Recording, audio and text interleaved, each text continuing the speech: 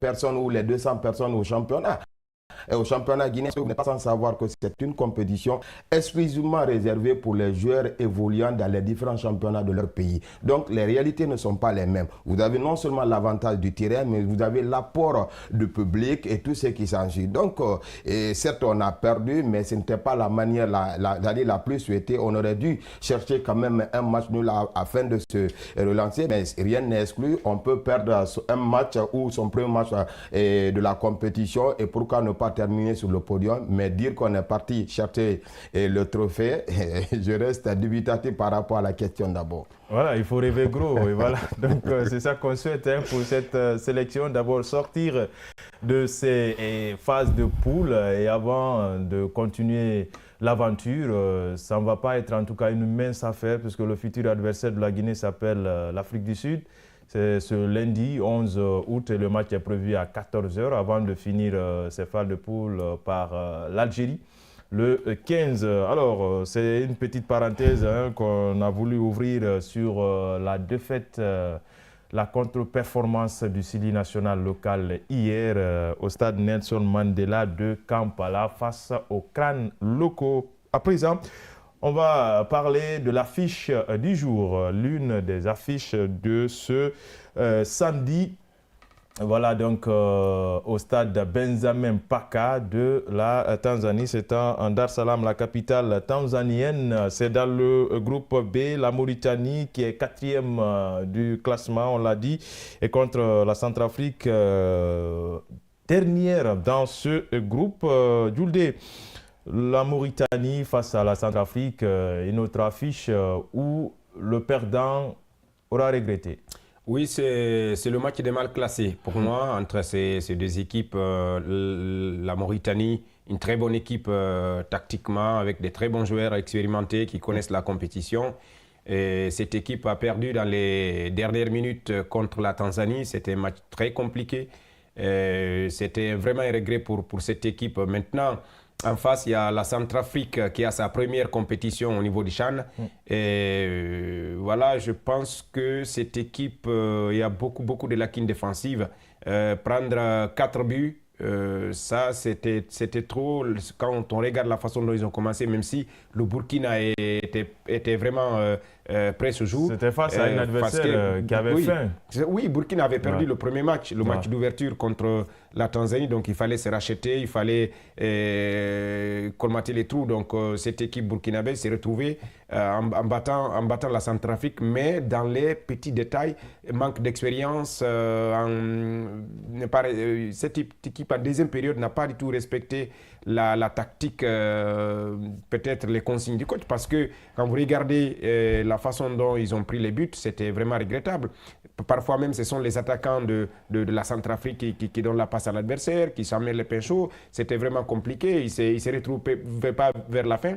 4 buts à 2. Au moins, ils ont réussi à marquer des buts. C'est à ce niveau qu'on a compris que cette équipe elle a des qualités offensives parce qu'à chaque fois, la Centrafrique a le ballon dans le camp adverse, il y a des dangers. Donc, mais derrière, il y a des problèmes. Donc, si ce problème n'est pas réglé contre la Mauritanie, ça va être très compliqué parce que l'équipe mauritanienne, c'est une équipe très joueuse.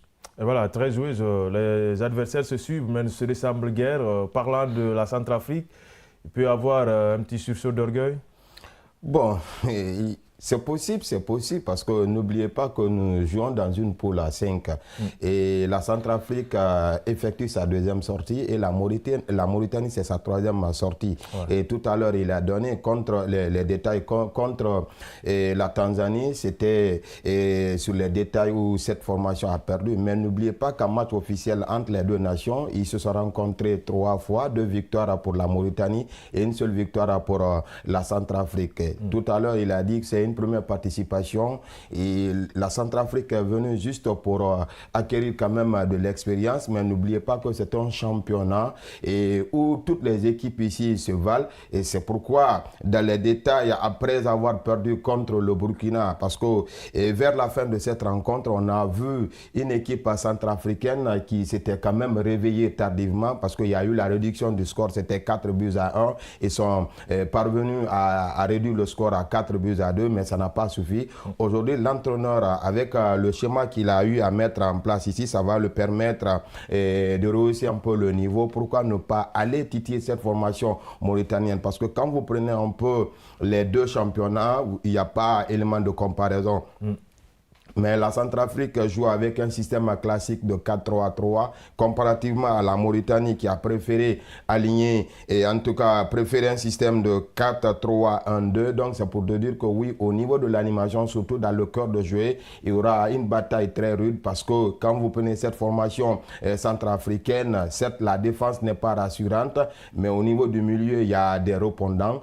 Donc forcément, il y a ce sursaut d'orgueil que les Centrafricains vont essayer de mettre en place, permettant d'espérer, parce que quand vous prenez le classement, vous allez vous rendre compte que c'est la dernière nation qui occupe la 5e place après une seule sortie. Donc en cas de défaite entre ces deux nations, forcément, il y a une nation qui va dire au revoir à la compétition. Voilà, ça semble désormais compliqué pour la suite de la compétition. Juldé, ce genre de match, certainement, on ne peut pas avoir le round d'observation puisque là, chacun va se donner à fond pour aller titiller la défense de l'adversaire. Oui, c'est un match décisif et classique même parce que chacun veut être devant.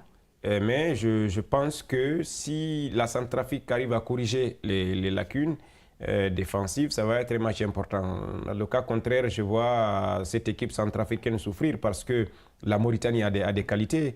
Avec l'entraîneur espagnol, il a mis une très bonne équipe en place. Il a fait un travail sérieux avant d'être en Tanzanie. Au niveau de la sélection, toutes les équipes, vous le savez, il y a un très bon championnat. Il a signalé au niveau de... Une parfaite organisation surtout, au niveau de la avec la fédération mauritanienne. Il a fait un travail sérieux, l'Espagnol. Il a convoqué une liste de 50 joueurs, décantation après décantation. Il a sorti les 23 là. Ça veut dire qu'il y a eu un bon travail auparavant. Donc, même en regardant cette équipe jouer, on sent qu'il y a de la préparation, il y a vraiment une fédération sérieuse derrière. Donc, je crois que si la Centrafrique va sortir de ce match-là heureuse, elle doit être vraiment sérieuse derrière. Voilà, surtout s'appliquer dans les différents gestes.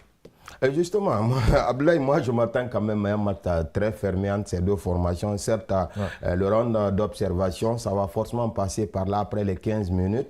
Mais quand vous prenez un peu le rendement de cette formation mauritanienne à travers tout le sérieux qui a été abattu par cet entraîneur espagnol, j'ai la ferme conviction que c'est une équipe qui est venue pour se relancer en sa 3e sortie. Parce que lors de la première sortie, c'était un match nul contre le Madagascar et contre la Tanzanie. C'est dans les détails où cette formation a perdu. Aujourd'hui, c'est une occasion et cette aubaine doit être forcément saisie par cette formation mauritanienne parce que le sérieux qui a été vraiment abattu, il faudrait que cela se matérialise sur le terrain face à une équipe dans l'ensemble qui n'est pas aussi comme ça, l'équipe centrafricaine. Mais moi, je vois vraiment la Mauritanie créer de la sensation dans cette rencontre. C'est ça qu'on espère en tout cas pour ce premier acte entre Mauritaniens et Centrafricains.